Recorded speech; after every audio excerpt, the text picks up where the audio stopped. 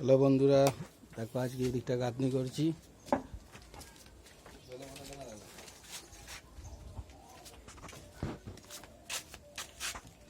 এই যে মামা,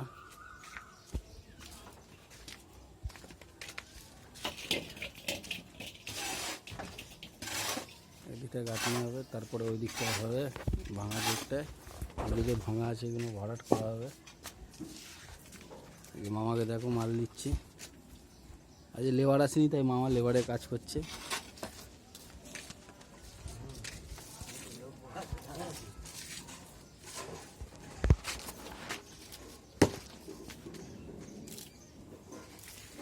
আমার মশলা খুব সুন্দর মাগে।